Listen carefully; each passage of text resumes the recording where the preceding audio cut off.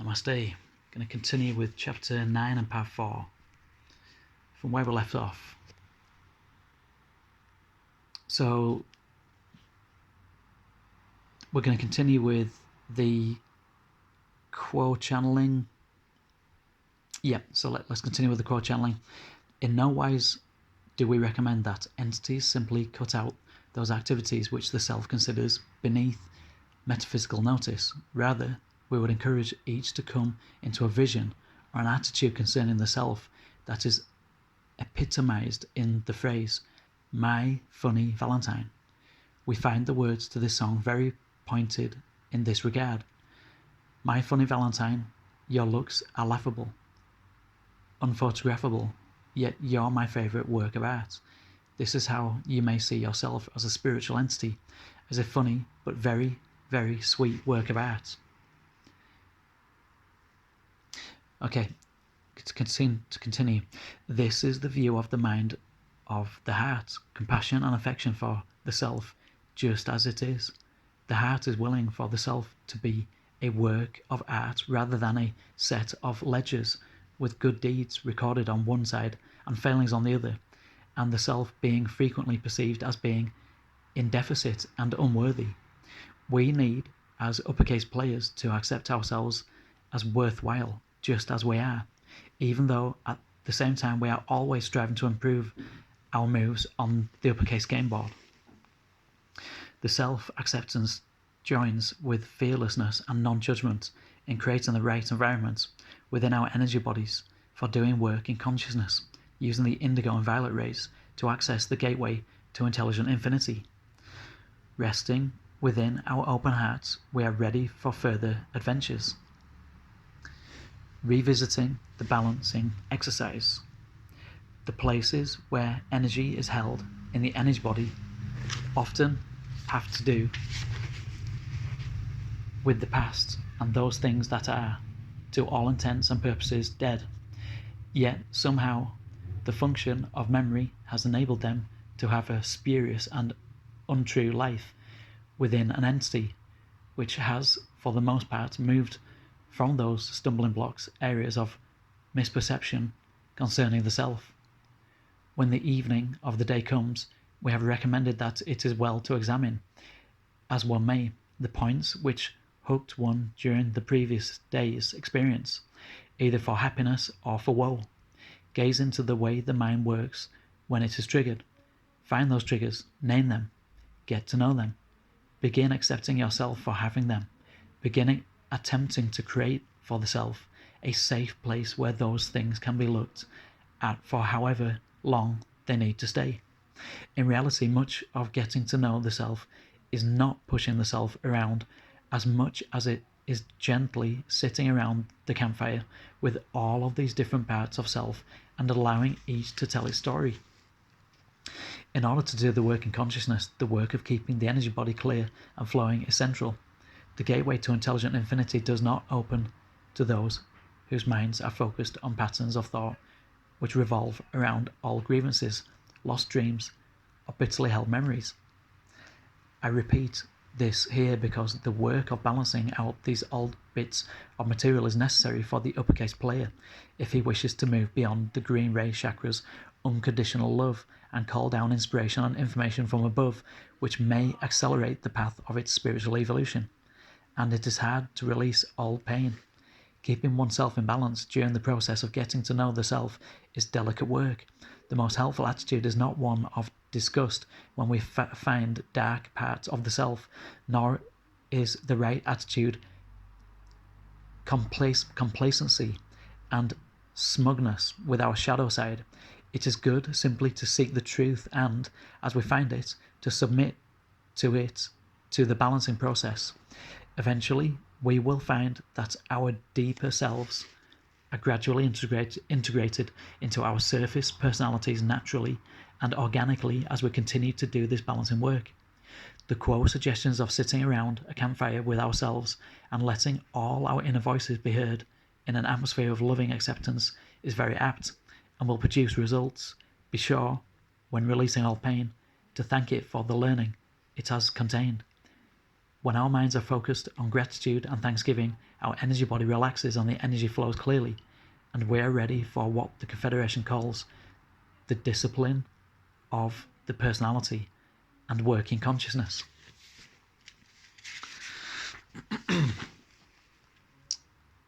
Yep, I had a feeling that was the end of the chapter. So, we're based on chapter 10, the discipline of the personality. We're not far off completing this book. We may as well just continue on and just try and get another section done. The discipline of the personality. There is energy entering the bottom of the energy system, coming up from the feet and into the root chakra and moving from there upwards. But there is also the inner light of the one infinite creator that is called into the energy system through the gateway of intelligent infinity, through the violet ray, and into the green, blue, and indigo energy centers. Work in the discipline of the personality is Indigo Ray Work, and it is facilitated greatly by persistent daily work on one's desire. For the more intense that desire, the more powerful will be that energy moving through the gateway to intelligent infinity from above, and the more powerful will be the pull that pulls that energy up from the root chakra and to the meeting with that inner light that is called by the metaphysical worker in consciousness. That was quote channeled through L&L Research on March the 19th, 2000. We all understand the concepts of discipline. However, we may think of it only as a synonym for punishment. When people talk about disciplining a child, for instance, they generally mean punishing the child for perceived wrongdoing. This is not the sense in which the Confederation means this word. They use it in the sense of self-discipline. All of us already use self-discipline in various ways. Perhaps we push away from the table before we are full in order to stay slim. Perhaps we keep our thoughts to ourselves when we see that too often. That when we see that to offer them would not be useful or helpful. Perhaps we budget our money and discipline our spending habits. The discipline of the personality, as the Confederation uses the phrase, means the uppercase players reining in of self-perceived unbalanced thoughts and actions by submitting them to the balancing exercises. The goal of such work is to become free of the triggers that throw us off balance emotionally, mentally, and spiritually. In order to work with the two highest chakras in calling down inspiration, we need to have a dependably open heart and even temperament. Have you ever seen those milking tools with only 3 legs? It is easy to lean over the 2 of the legs to reach the others. The built-in instability of the 3 legs is useful for that job, and most new uppercase players on the game board have personalities with the inherent instability of the 3-legged stool, because they are used to reaching. As we reach for something we desire, we go off balance, on purpose, as we learn or lean into getting what we want. In the discipline of the personality, we create a level of personhood which does not reach.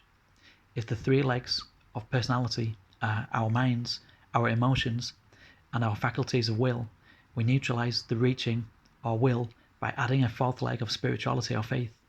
We can sit squarely down upon our true beings. We still are using our minds, emotions, and willpower, but those are joined firmly to that faith that knows that all is well, and that what is ours will come to us naturally as we offer our energies to the life of faith, which we live from moment to moment, day to day. For instance, the 3-legged personality may be caught on money issues, that it spends precious time reaching for more money. The 4-legged personality, while working to pay bills, will at the same time use the faculty of faith to affirm that there is enough money for what is needed today. Faith causes us to stop reaching and to settle joyfully into being exactly who and where we are. This use of faith, those mantras is all is well, stabilizes us. As uppercase players working in the realm of spirit, it makes us sturdy and steady. It lets the Creator's energy flow freely. It keeps the heart open. Faith is something that grows when we make room for it to grow. We take the leap into faith that stays and that says all is well, even when our intellects and emotions tell us differently. And we find that this statement is true only after we have taken that leap into mid-air. It is in this mid-air environment of stable, sturdy, and steady faith that we can bring to do the work in consciousness. And then the term work is used in the same way as the mechanical engineer uses it. For example, say that a high voltage transformer works. When power is fed into its coils by a battery, the coils of the transformer are already wound. The transformer is ready to work, but it cannot work until a charge is fed to it from a power source. Neither can we do work in consciousness until we connect to our power source. Don Elkins questioned the Ra group about work in consciousness by asking, questioner, if we have no polarity in electricity, we have no electricity. We have no action. Therefore, I am assuming that it is the same in consciousness. If we have no polarity in consciousness, we also have no action or experience. Is that correct? Ra, I am Ra. This is correct. You may use the general term work. Questioner, then the concept of service to self and service to others is mandatory if we wish to have work, whether it is to be work in consciousness or work of a mechanical nature in the Newtonian concept of the physical. Is this correct? Ra, I am Ra. This is correct, with one addendum. The coil, as you may understand this term, is wound, is potential, is ready. The thing that is missing without polarizing is the charge. Questioner, then the charge is provided by the individualized consciousness. Is this correct? Ra, I am Ra. The charge is provided by the individualized entity using the inpouring and instreaming of energy by the choices of free will. We provide the power source for work in consciousness by choosing constantly to be of service to others, that is, to polarize positively. We then charge the coil by consciously choosing what inpourings and instreamings of energy we wish to seek. Our first polarization of uppercase players is simple and primary. We choose positive polarity. We choose to be of service to others. In choosing consciously and consistently to be of service to others, we open our hearts and therefore gain the ability to access unconditional love, which is the steady state of our heart, chakras, and of the Creator. Further refinements of polarization are possible for uppercase players who decides to do what the Confederation calls work in consciousness. Once the uppercase player decides to focus upon a particular way of polarizing, as he moves into the gateway to intelligent infinity, he uses his faculties of desire and will to provide the charge to the powerful coil of his inherent spiritual nature. When doing work in consciousness, it is vital that the uppercase players have faith in himself as powerful being and faith that there are sources of aid from beyond the gateway. We as uppercase players need to reckon with the inherent power of our own coiled potential as we approach the gateway. If we doubt our own power, we shall not get far with our use of the gateway. We do well to assume that we are entities of the enormous potential power. We then can dedicate ourselves to the right use of this power of will and faith.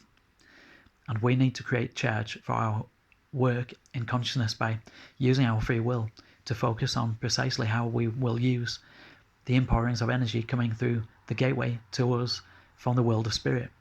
If we doubt that there are real, authentic sources of inspiration and information coming through the gateway, or doubt that we cannot connect with them, we will not get far. The preparation for work in consciousness then is the disciplining of our personalities so that they are sturdy and rest in their own essence. We can then proceed to link ourselves with those powerful sources coming through the gateway. We get quiet and centered. We orientate ourselves in the positive polarity. We desire to seek the truth. We seek to use our will and faith purely. We remain true to our highest ideals, and then we are ready to proceed. That's a good place to stop because we're out of time. Apologies about my throat. This CRPS sometimes really screws your throat up. So I'm going to go and get a drink and see if we can hopefully finish this book. There's only a few pages left. So let's see if we can do this today. Fingers crossed. While I'm feeling kind of okay. Okay, namaste.